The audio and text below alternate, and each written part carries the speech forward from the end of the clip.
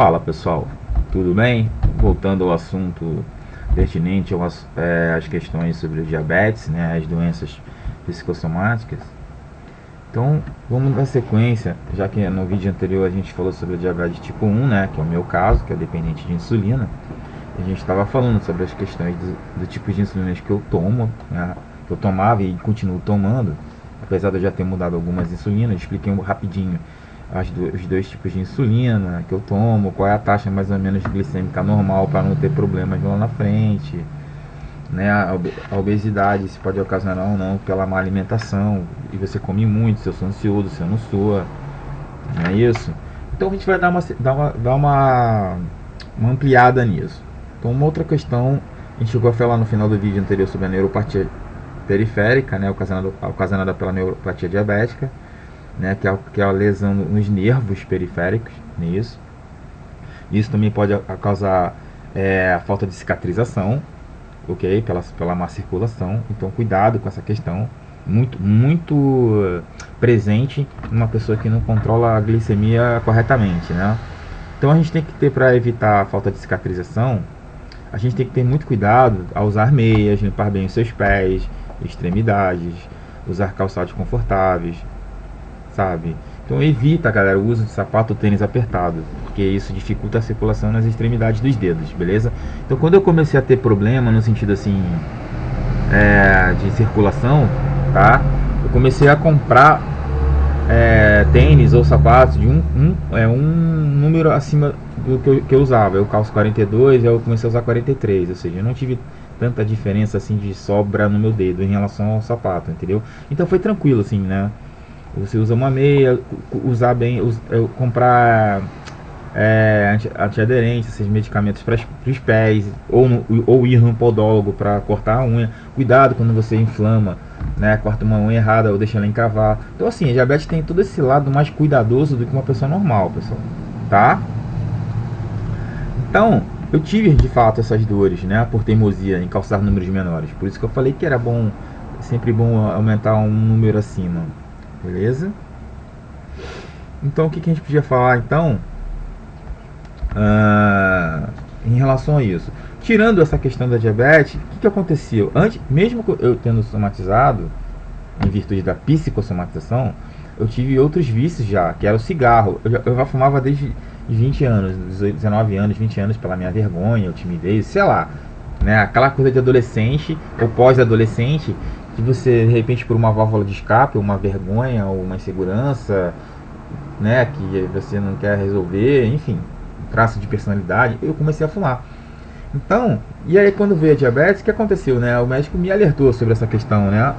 Que se você já tem diabetes tipo 1, que é o meu caso, que é pior que a 2, que é a dependente de insulina, e você fica fumando, o cigarro age de maneira destrutiva, paralelamente já em relação à diabetes, que já é difícil o controle da glicemia em virtude disso. Você ainda usa o cigarro e vai atrapalhar ainda mais os vasos, né? Ou seja, a falta de cicatrização, pode ter derrame, pode ter problema cardíaco, quer dizer, é muito ruim isso. Então o cigarro, para mim, que é uma substância altamente dependente e usada por mim durante os 18 anos até os 34, ok? Porque eu tenho 40. Então foi uma válvula de escape dos fatores desencadeadores da raiva reprimida pela minha vida. Ó, isso também pode ter ocasionado a diabetes, né? Essa raiva reprimida pela minha vida, pelos problemas dos vídeos anteriores que eu relatei sobre as etapas da minha vida, né? Então isso servia com certeza, o cigarro, hoje eu tenho certeza disso, para tentar até largar, servia de bengala de fuga, não é isso? Então, eu estava ciente que o uso excessivo alterava no meu sono, me dava mais ansiedade, atrapalhava nas atividades físicas pela falta de ar e condicionamentos físicos, porque eu gostava de jogar futebol, eu gostava de jogar tênis, eu sou faixa marrom de jiu-jitsu, então isso me atrapalhou bastante, né? E eu tinha consciência disso, só que é muito difícil largar o cigarro, né? Então, se as substâncias de tabaco, galera, eram potencialmente destrutivas, isso fazia de mim um suicida consciente? Claro, entendeu? Se eu sabia dos riscos ocasionados pelo fumo no meu corpo físico, por que eu persistia com o vício pela droga? Concorda? Então, há muitos motivos, né? E um deles era, de fato, a sensação agradável do hábito. Então essa coisa que o vício faz, essa sensação que você acha que está fazendo bem, mas não faz, entendeu? Mas causa essa sensação, entre aspas, de agradabilidade, né? Então sempre eu tinha o costume de fumar como, galera? Após comer, preferencialmente depois do almoço, ao beber, quando eu saio de noite com a galera para conversar. Então é de lei, cara. Pergunta para os fumantes se isso não é normal nos barzinhos ou no meio da rua, né? Quando você tá fazendo esquenta ou tá na casa dos amigos o cara que fuma, se você não puxa um cigarrinho pra fumar, é óbvio que você puxa, não é isso? Então, como um viciado permanente que eu era, em relação ao tabaco, obviamente, quero deixar bem claro, né? Pô, senão a galera vai achar que eu sou usuário de cocaína e heroína, né? Não fui, graças a Deus. Beleza? Então, como eu era um viciado permanente em relação ao tabaco, o simples fato de me abster por horas, certo? Eu não fumava toda hora, me trazia um relaxamento ao ter contato com a nicotina, certo? Ao encostar-se à boca ou dar tragadas. Isso é fatal, cara. Ainda mais quando você larga.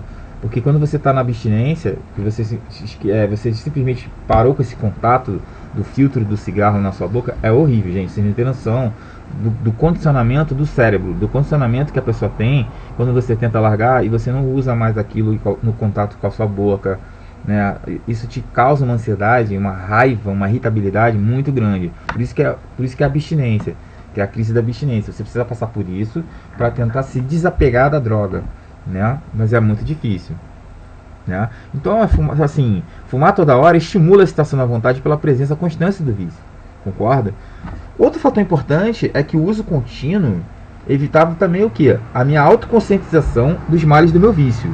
Porque eu evitava racionalizar pelo pensamento lógico, real, sabe assim? De um futuro dando maior para fugir de uma realidade. Então eu preferia viver na realidade, na ilusão, entendeu? Achando que o prazer estava na nicotina, na ilusão do relaxamento. Eu estava preso no meu mundo destrutivo, entendeu?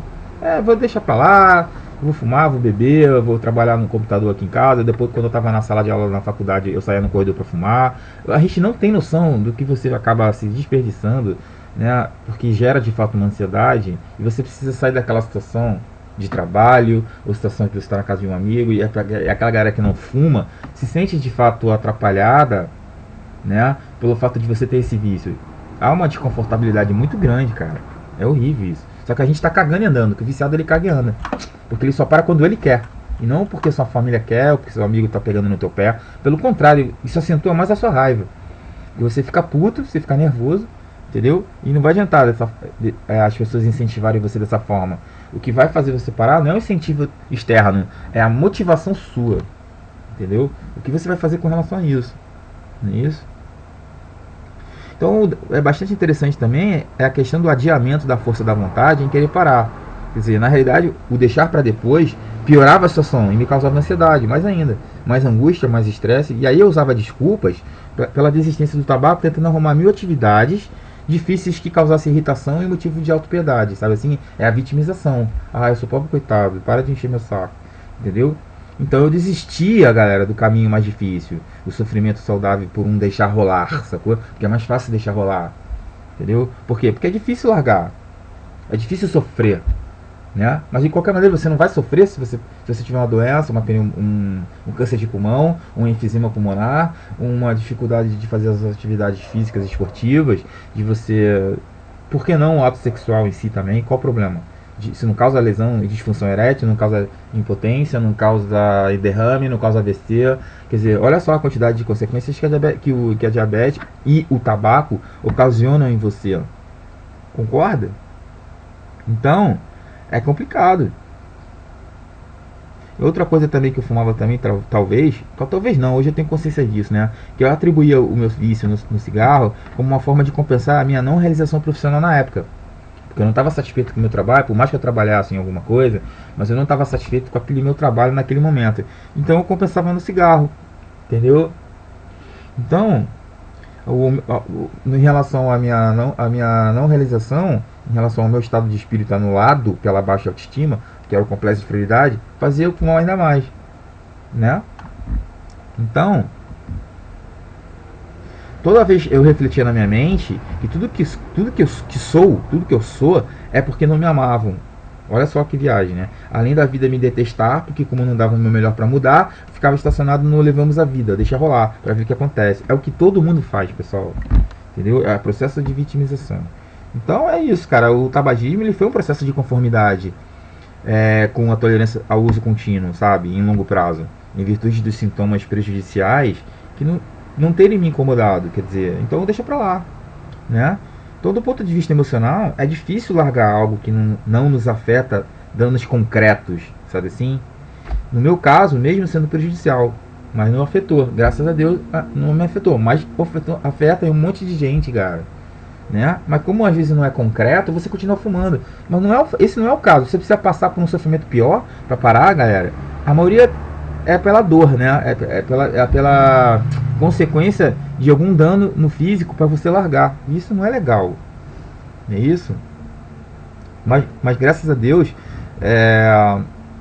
eu não tive danos em relação ao tabaco, né? Eu tive diabetes, né? E aí o que aconteceu? Eu larguei o cigarro pela diabetes, entendeu? O que me levou à ruptura do vício era simplesmente me imaginar. Isso foi uma leitura que eu tive, né? O que me levou a largar o vício simplesmente me imaginar dependente de outra pessoa pelo resto da minha vida. Olha só que loucura. Tanto a nível físico como emocional. Então isso me ajudou a largar de um certo ponto, entendeu? Eu me imaginei me causando um câncer de pulmão e uma gangrena em um dos meus membros inferiores, já que eu era dependente insulínico do diabetes. Olha que loucura. E é fato mesmo. Isso pode acontecer mesmo. E muita gente que tem diabetes e fuma corre um sério risco de ter amputação pela falta de cicatrização, né? Isso é fato, cara. Certo? Porque ela contribui para o avanço do rompimento vascular e a falta de circulação pelo entupimento das artérias, ou não. Então, muito cuidado com o cara que fuma com relação ao diabético, né? Então, no momento em que eu me vi diante de uma situação constrangedora, galera, e entre aspas, vegetativa, já pensando lá na frente, né? Eu decidi por fim ao cigarro. Eu larguei, cara. Falei, pô, larguei, cara. Daí eu criei uma força de amor por mim inimaginável.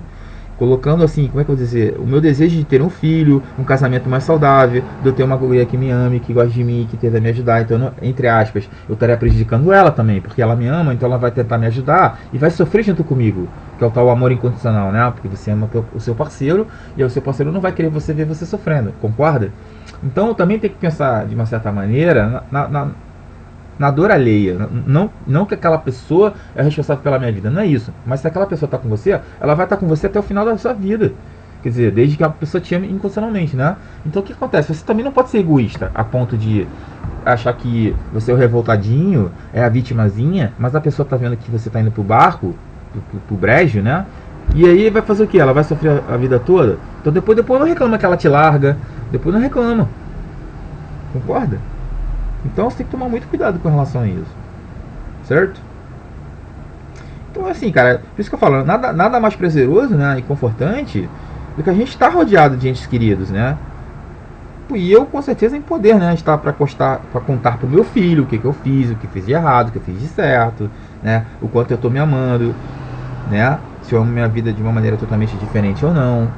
Isso é legal, né? Então o amor, gente, ele não me prende aos subjugamentos internos, sabe? Então é preciso desobstruir meus pensamentos destrutivos de achar que me amar é preciso se prender a vícios para ser feliz. E não é isso, gente. O amor fortalece, enriquece, alivia, sabe? Não sei, ele me eleva e me faz mais lúcido, inteligente. Para poder o que, gente? Para poder enfrentar os meus problemas na realidade da vida com defeitos e fraquezas. Mas como as pessoas têm defeitos e fraquezas, aí que tá. É muito tênue essa linha de raciocínio da gente. Porque como a gente tem defeitos e fraquezas, a gente desiste. Porque é difícil enxergar o problema. É difícil você passar a barreira do aceitar pro agir, sabe assim? Então você fica na fuga, na bengala, na fuga, nos vícios. Porque é mais fácil sentir o prazer ilusório daquela sensação da viagem. Ai, que bom, olha só que prazer. Mas é um prazer ilusório, porque ele vai te trazer sofrimento lá na frente, entendeu? E aí você vai fazer o quê? Vai continuar fumando? Você vai continuar comendo tudo que é errado? Você vai continuar, enfim, fazendo um monte de merda? Não. Porque a merda só traz merda. A questão é que vai feder mais ainda, né? Concorda? Então, como é que a gente vai sair do vício, galera? Então é isso, ó. Existe, sinceramente, inúmeras possibilidades que variam de acordo com os vários padrões de comportamentos, pessoal. Então eu prefiro me ater da minha vivência experimental e evitar o que? Conceitos técnicos e científicos, porque eu acredito que a credibilidade está envolvida na prática e não somente na teoria. Não estou dizendo que você não tem que entender ou estudar a ciência, os médicos, mas você também tem que se escutar. Olha o que está sentindo, o que você está sentindo, o que está doendo, o que te prende, o que te traz conflito na sua mente, no seu pensamento, no seu sentimento. Esquece a droga. Eu sei que você está usando, mas o que te angustia? O que te traz raiva? O que te traz sofrimento? O que te traz mágoa? Sabe? Você tem que se ouvir também. Porque o médico, ele não é. Ele só vai te passar medicamento. E ele vai ser escutado por você. Mas ele não vive a sua dor. Ele não sente o que você sente. Concorda? Então, você precisa dessa voz interna. Saca? Então, assim, as pessoas, que é o meu caso, né, que estão doentes da mente e do físico, a gente precisa acreditar que alguém vivenciou ou sofreu algo pertinente à sua própria individualidade, galera. A gente precisa conseguir vencer esse obstáculo. Não é o obstáculo do médico em relação a você. Entendeu? Então, a gente precisa ser testemunha verdadeira de um vício, se é que você tem, né, com a qual a gente convive há muito tempo. E eu convivi 15 anos com o tabagismo, galera. Então eu preciso me defrontar com os conflitos internos, assim como continuo enfrentando meus medos, inseguranças e fragilidade do diabetes no hoje, sempre, galera. Não é porque eu parei de fumar que eu não sinto vontade. Eu quero deixar bem claro que você sente. Às vezes dá aquela noia, às vezes você sente. Você sente vontade de beber, só que você não pode beber em excesso. Você tem vontade de fumar um cigarro porque você vê aquela pessoa tragando, você vê aquela pessoa segurando o cigarro. Você sente.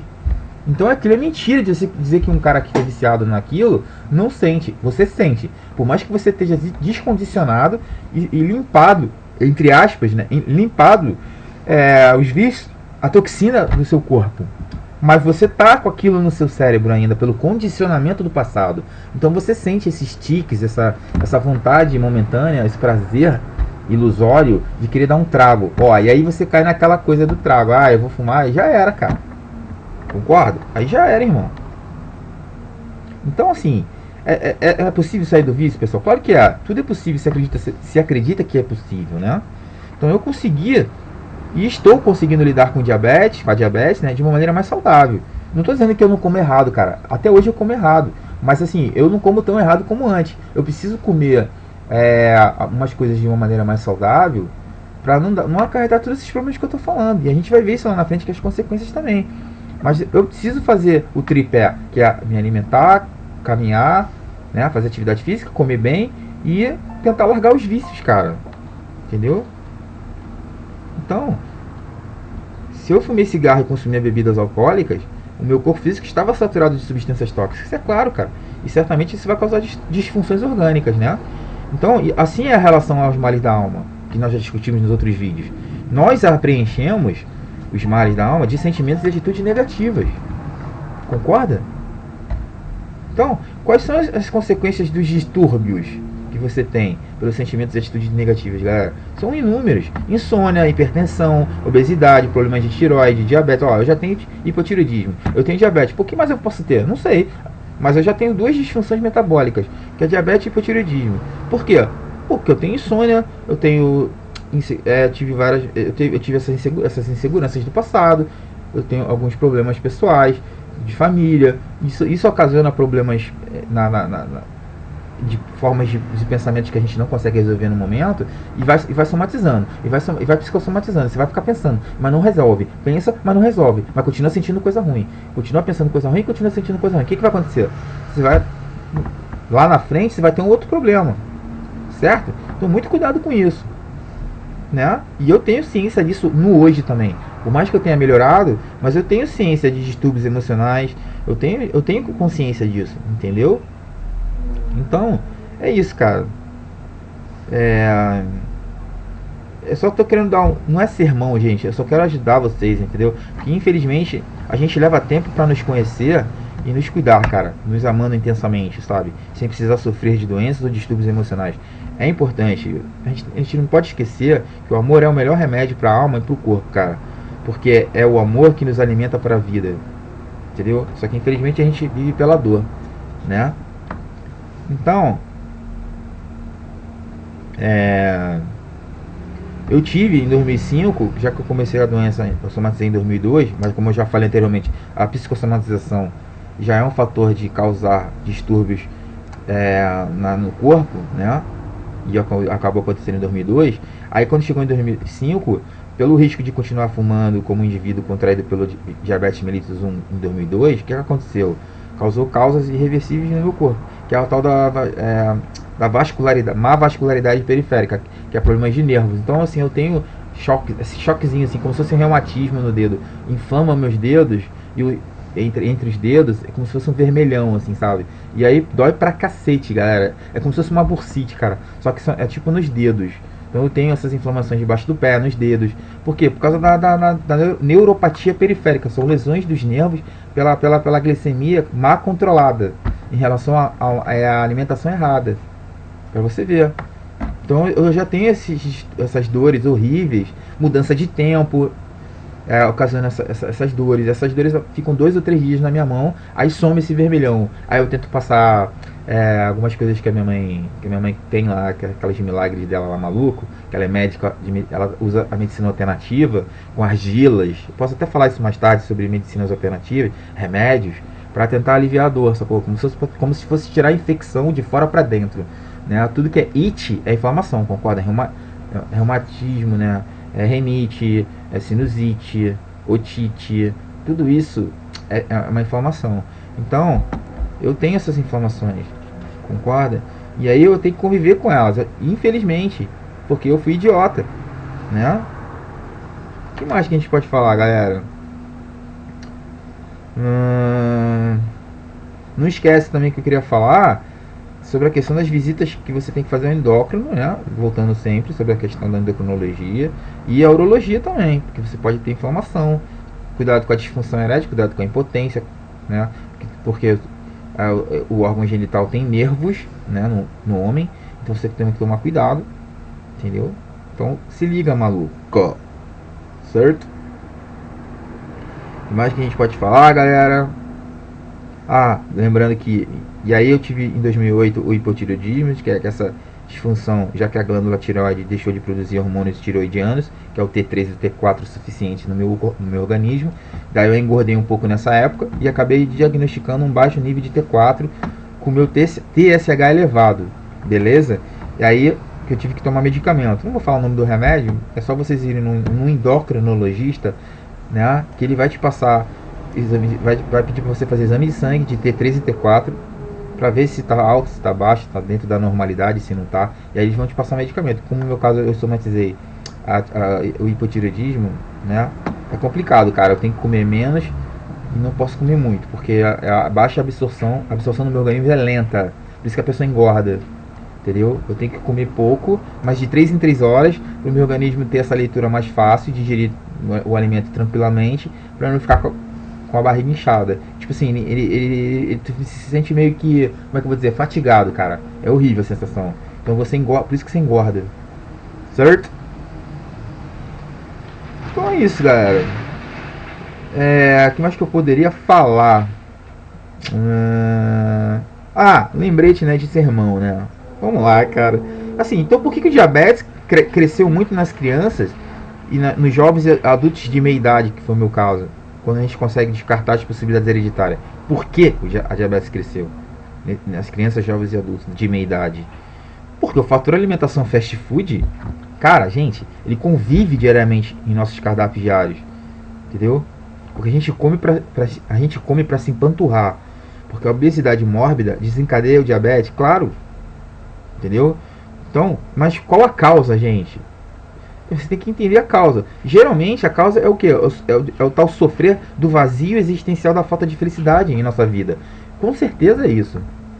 Essa que a maioria não vai achar, entendeu? A maioria não acha isso. Então você realmente, quando a sua vida está não preenchida da maneira que você quer, você sempre usa algo como válvula de escape, gente. Eu usei como comida. Até hoje eu uso quando eu tenho um problema.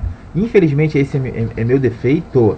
É uma falha que eu tenho de força interior, que eu ainda tenho que melhorar bastante. Eu sempre estou indo para a geladeira comer alguma coisa, entendeu?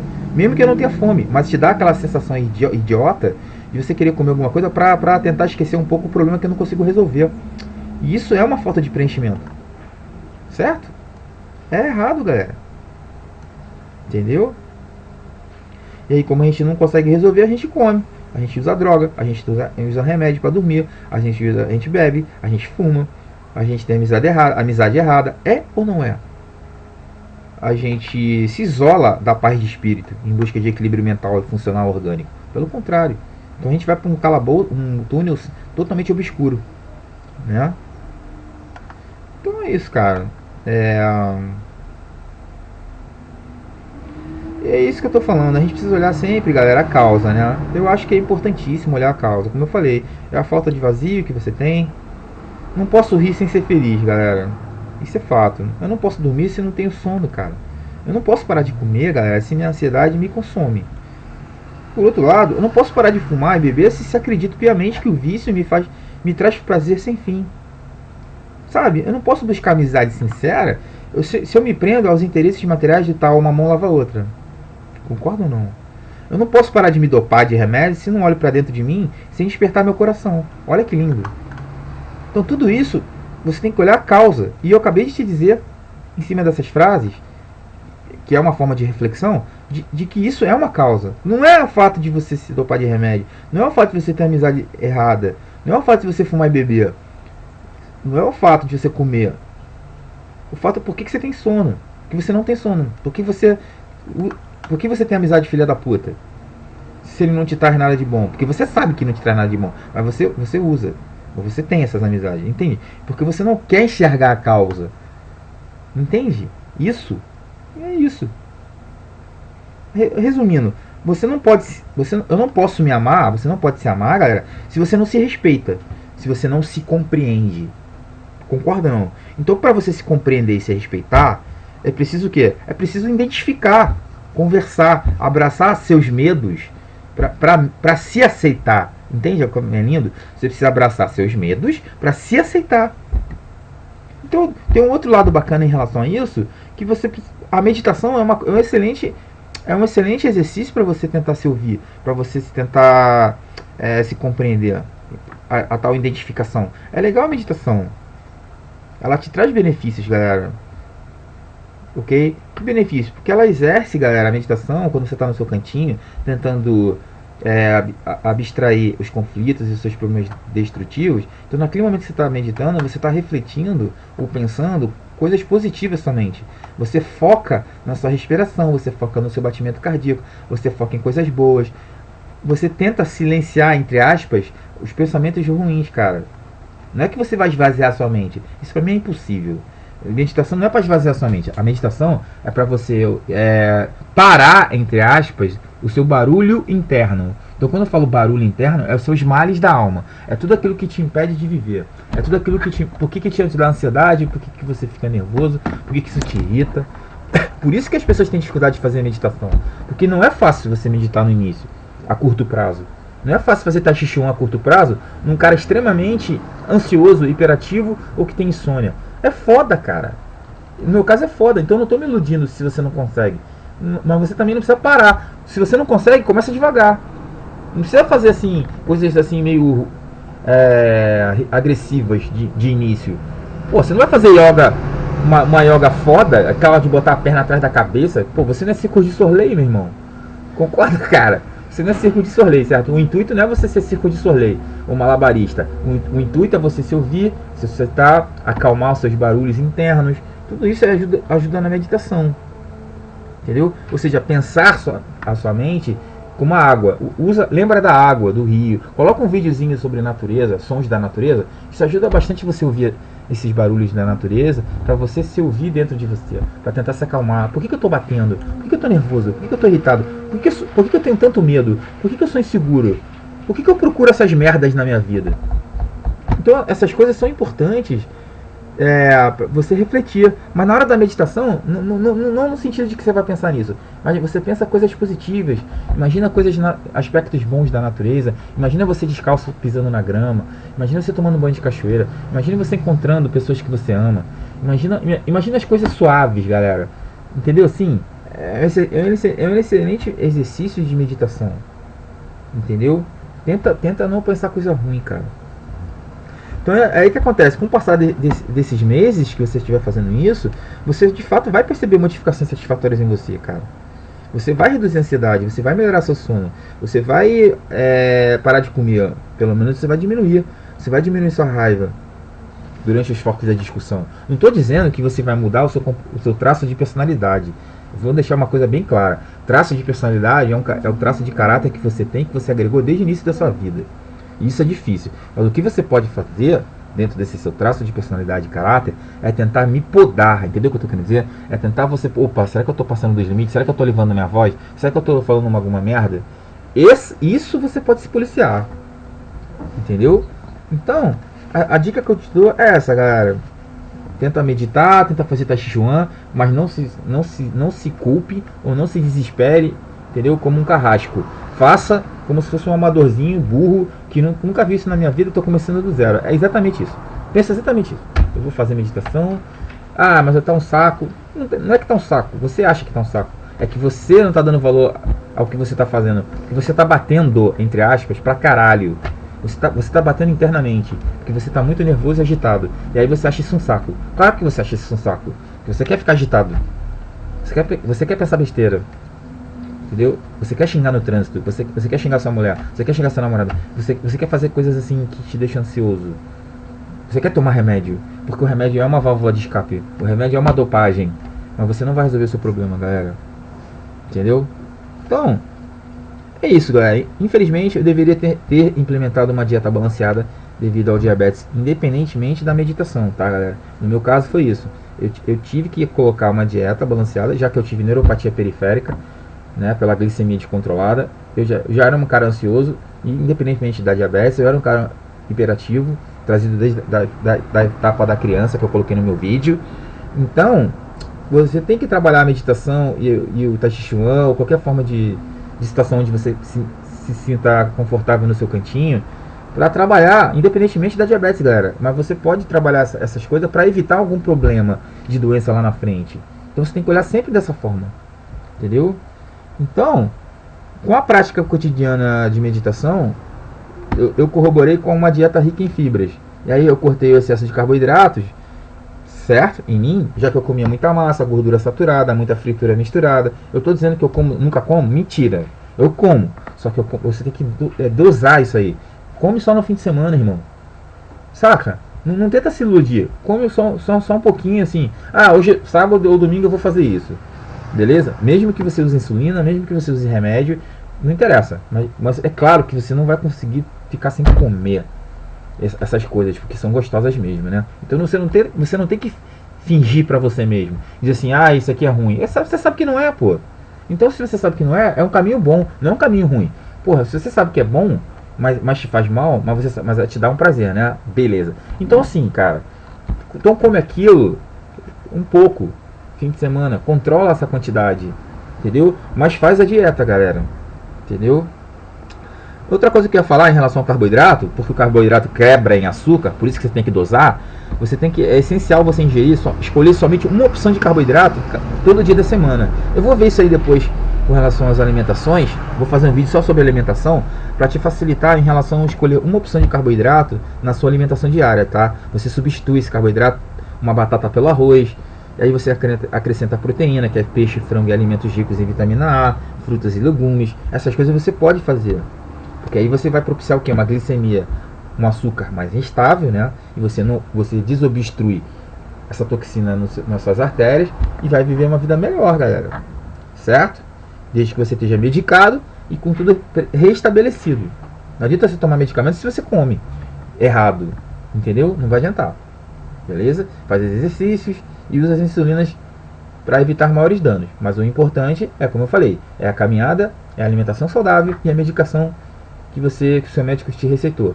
Fazendo essas coisas, galera, é um passo gigantesco para você não ter um problema grave de sintomas da diabetes ou qualquer tipo de disfunção metabólica, como o hipotireoidismo que eu tenho e todas essas coisas que eu falei. Beleza? Então é isso. Jamais você se esqueça de que a diabetes pode sim, galera, ser uma doença psicossomática, tá? Atrelado aos relatos aos quais eu contei anteriormente, tá? Já que os fatores desencadeadores, que ligados à minha emoção, convivem e interagem com os nossos conflitos internos, que é o meu caso. E isso está associado, obviamente, aos meios externos. Beleza? Então isso aí é fato, galera. Então cuidado com o externo, cuidado com o interno, cuidado com o que você ora e vigia. Então, é sempre aquela coisa, né? Não é nada religioso, mas é verdade isso. Não é só orar, é orar e vigiar. Ah, não gosto de orar. Beleza, mas vigia, cara. Vigia o quê, cara? Vigia seu pensamento. Vigia seu sentimento. Vigia suas ações. Isso é importante.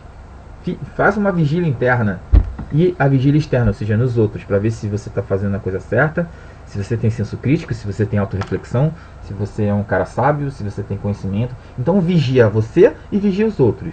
E aí faz o seu fechamento. Beleza, galera? Então no próximo vídeo eu vou botar os sintomas do diabetes, o que acontece, quando é que surgiu isso, o que você sente com relação a isso, né? E as consequências. Beleza? Um grande abraço. A gente fala por aí, porque eu tô com uma fome. Já são 10h20 da manhã, eu nem tomei café, tá vendo? Ó, eu tenho que me alimentar direito. Tá vendo como eu tô fazendo cagada? Tô fazendo merda, cara. Eu tô fazendo merda. Beleza? Então vou tomar um cafezinho e depois a gente volta. Beijo, fui!